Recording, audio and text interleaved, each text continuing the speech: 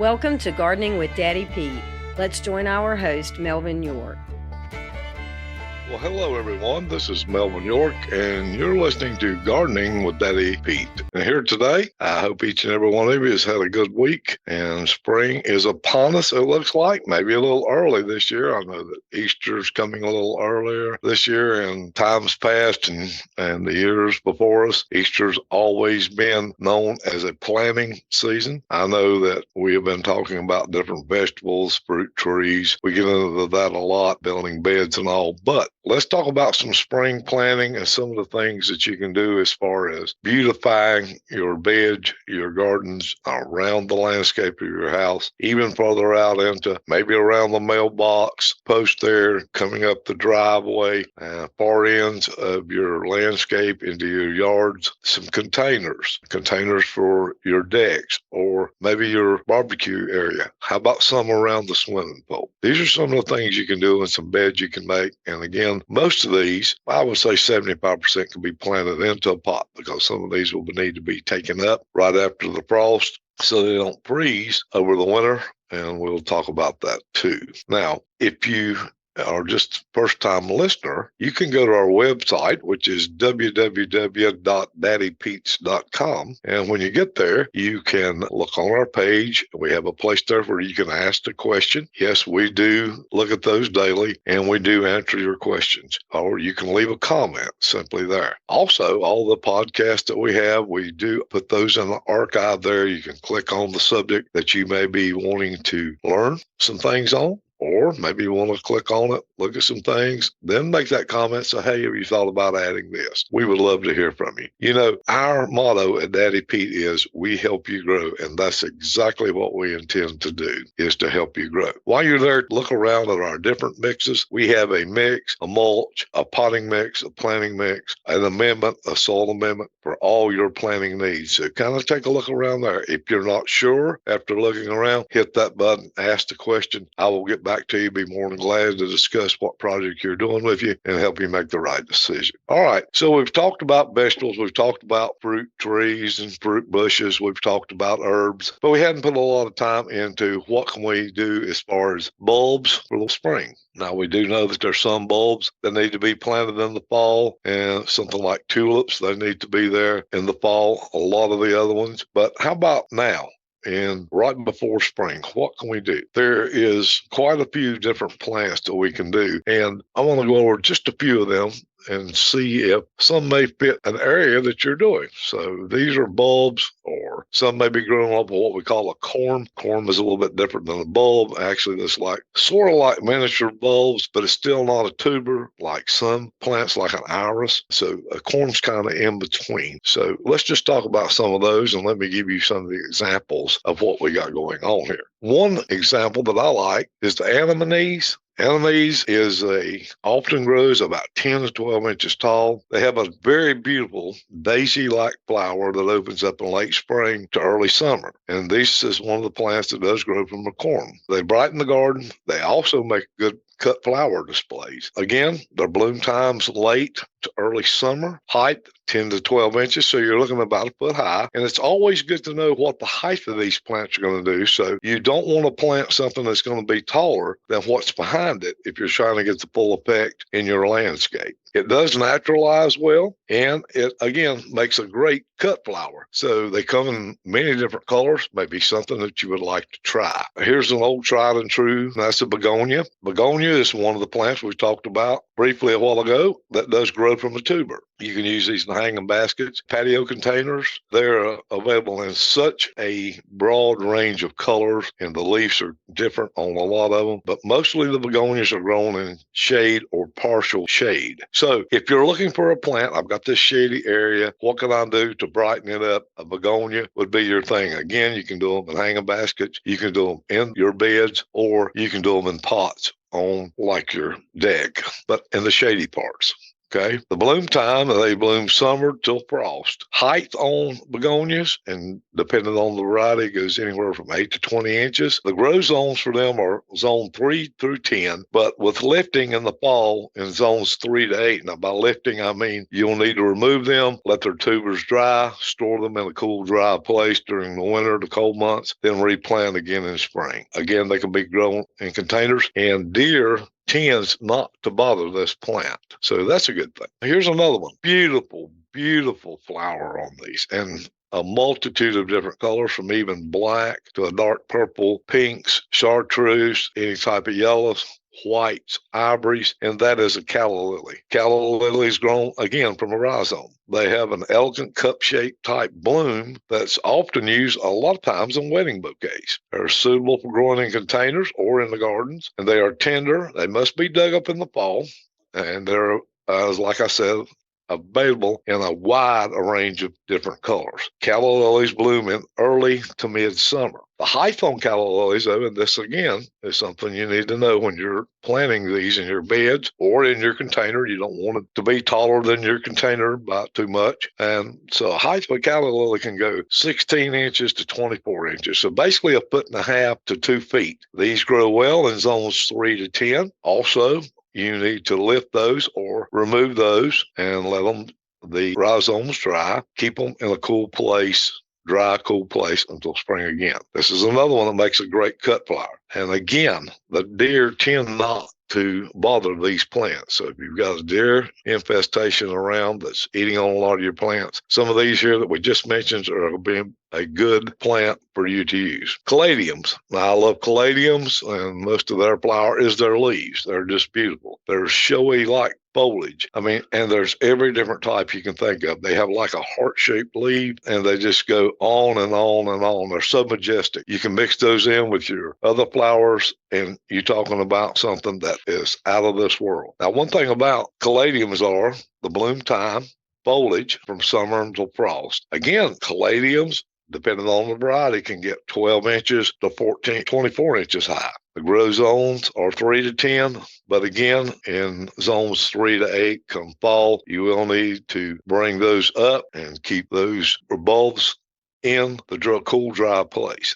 Again, deer tend to avoid these plants, so that's another good thing. Trying to get on some things here that you can put into your garden that'll really pop, but you don't have a lot of trouble with the deer and insects and so forth. Now, cannas. Cannas are a beautiful, they're like a tropical plant, and actually their foliage is like very tropical, showy. The flowers are very bright colored. They make flower beds, make your landscape gardens, they really make them come alive in the summer. Now, they are such thing as dwarf cannas, and they can grow as much as 20 inches tall. And like everything else that we talked about, cannas can be grown in containers, while the traditional canna can go, listen to this. Now, you want some height, you want something beautiful, and you want it to come on up above the rest of them. And, you know, when you're coming down or walking out, something that you can get directly catches your eye to eye at your height. Cannas can grow 36 to 60-inch tall, and they are also grown from rhizome. They're very valued by a lot of municipal park gardeners as well as homeowners. Bloom time on those are summer to frost. So now's the time to be getting those cannas planted. Again, we talked about from the dwarf size all the way up to the regular cannas, 24 to 60 inches in height. Deer do not tend to bother these either. They will grow good in zone 3 through 10 on your USD hardiness zone. But again, you want to lift these and take those up, let the rhizomes dry, keep them in the cool, and until the freeze is over, zones 3 to 7. So that kind of gives you an idea there. Just several different types. Dahlias. Dahlias are beautiful. They're absolutely beautiful. Now, a lot of the dahlias I grow from seed, and you can get those seed, or you can dig them up from year to year and use the tubers. They have tubers on it. These must be dug up if in the fall in zone 7 and farther north. So if you're around zone 7, I think we're like 7 A. So it's still, we're right on the border here in Piedmont, North Carolina. You probably need to go ahead and dig those up. But if you live below the North Carolina, kind of South Carolina line, you'll probably be okay. They will bloom summer to frost, and they are gorgeous. Heights on these, and again, depending on variety, 12 to 48 inches. So we're looking at 1 foot all the way up to 4 foot. Colors are galore, actually even petal shape. Some change a little bit. They grow well in zone 3 through 10, but remember, we need to get those in if you live in zone 3 through 7. Beautiful cut flower is a dahlia. Of course, we all like the elephant ears. That's another one. We all know what those are. If not, give those a look. Gladiolus, beautiful flower. One of the ones, unlike the tulip, you can plant in the spring. You get those bulbs in, and they will come on in spring. You get them planted early. But gladiolus will actually grow 3 to 4 foot tall. They have usually 10 to 12 florets, and they grow up long. Per stem, they're, like I said, are available in a array of different colors. There are so many different varieties out there. They're mixed. I mean, you can get them red with a yellow throat in them. There's yellow with a red throat. There's white with a pink throat. And then there's just the solid colors, the reds, the purples. I mean, they are beautiful. They have those thin sword-like foliage on them. And I mean to tell you, they pop. But they're usually, these are grown from corms instead of a bulb that we talked about earlier. And they will grow well in zones 3 to 10, but from 3 to 7, again, we're at the same place. You need to dig those corms up, let them kind of dry, and then keep them in a cool, dry place in the wintertime. Some of these gladiolus actually can go as high as 5 feet tall. They're great for cut flowers, and guess what? Deer tend to avoid these also. Now, we're going to do one more here, and then we're going to talk just a little bit. Lilies, there's a world of different lilies. Day lilies, Asiatic, Oriental, there's double, there's giants. There's all different types of lilies. Many lilies are cold hardy, so you don't have to worry about usually digging those up. They bloom in the summer. Height on them is anywhere from, say, 18 inches to 6 feet, depending on the variety. Grow zones for lilies are zone 3 to 8. Again, beautiful in the landscape, or a gorgeous cut flower. So these are things that you can put in there. To get your corms off to a good start, you need to grow in the vibrant plants to make sure they have plenty of drainage. And if the soil's too constantly soggy, the roots will rot. Now, we're going to stop right there because it's exactly where I was trying to head. Was what type of beds are we going to build? What type of soil do you want to use in those containers? How about your hanging baskets for some of the ones we talked about earlier? Now, I spoke to you about going to Daddy Pete's website and checking all of our soils out. Now, if you're going to build a bed,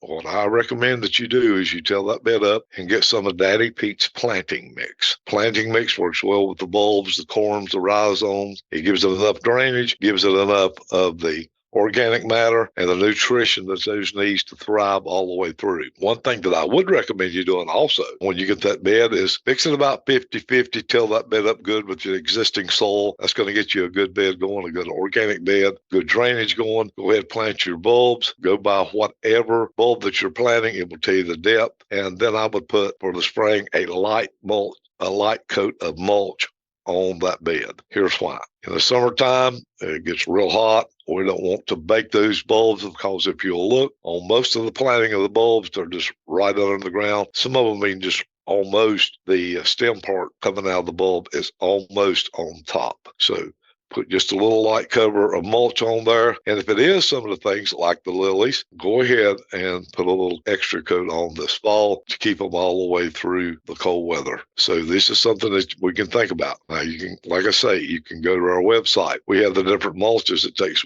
good for the. What I like to use for my mulching on these plants is our soil enhancer. The soil enhancer is a aged pine bark chip. They're about anywhere from 1/2 inch to 3/4 inch, and that makes a super mulch to go on top of it. Looks great. Now, some people like to spread their plants out farther, and if that being the case, use some of the mini bark mini nuggets. We have pine bark mulch. And then the old tried and true favorite that I think looks good anyway coming and going is your double ground hardwood mulch. Kind of gives it that, I don't know, the woodsy effect more than even the pine bark does, I think. So, but we have all of those available at Daddy Pete's. So when you're building those beds, making those containers, and you say, well, Melvin, how about it? How about if I put a little mulch on top of my container? Great idea. Use the soil enhancer. How about on my hanging basket? Do it again. Put a light layer on there. The more that you can insulate, so to speak, that plant and keep that water more even, the better that plant's going to uptake minerals, uptake nutrients, and utilize the oxygen and the amount of water that the soil is holding. That's the name of the game. We don't want a soil that's going to hold more water, no oxygen. That's going to be a disaster. You're going to have root rot. You're going to lose the plant. It's all over but the crying. You've got to have drainage in these beds with bulbs, rhizomes, corms, and no ifs, ands, or buts. So you can get that with our Daddy Pete's planting mix. Again, what I would do would be till in 50% of that into a bed that you're building or your existing beds and go from there. Plant your bulbs and then put a light coat, either one of our Daddy Pete's mulches on there. Well, I hope that's kind of helped for today. Give you something a little bit different. We'll get some color added to your landscape. And here's a good part too, guys. Most of these plants are going to double, triple, and even more than that. So don't expect to take back up the same amount you planted in. You're going to have a whole lot more. So you can expand those beds next year, okay? Or you can share them with your friend or your relative or, hey, just whoever. And that's a nice thing to do. I do remember when I was young, everybody, neighbors, aunts, uncles, brothers, sisters, daddies, cousins, blah, blah, blah. But everybody got a cutting off of somebody's plant, or we dug up a rhizome, a bulb, or a root. And then, what was so funny, we just about forgotten all the real names of the plants, and they would go, well, what's the name of that? Well, that's Aunt Susie's lily. Well, that's not the correct name, but we got the lily from Aunt Susie, so that's the way you remembered it. It was kind of neat, though. Your flower gardens then, or your perennial gardens, herb garden, even your vegetable seeds, will share it among different relatives, neighbors, kin, neighborhoods, and that's the way that we kept everything moving, spreading it out as we went along, and it was something else. If you visited somebody, say in South Carolina, and you've seen an unusual plant, well, I want a cutting off of it. Well, we grabbed it and brought it back and started here. I myself have peppermint right now that I did get from a uncle in South Carolina. So the thing with that is, you can always share. Well, it's been good talking with you today, and I certainly do appreciate y'all tuning in. If you get a chance, go to our website, daddypete's.com, look around, send us that question or that comment. We'd love to hear from you. Well, just remember, here at Daddy Pete, we help you grow, and that's exactly what we mean to do. So until next time, you've been listening to Gardening with Daddy Pete, and I'm your host, Melvin York. Thank you for joining today's Gardening with Daddy Pete. You can check out our website at daddypetes.com for additional gardening tips and our podcast at gardeningwithdaddypete.podbean.com. You can also join us on Amazon, Apple, or Spotify.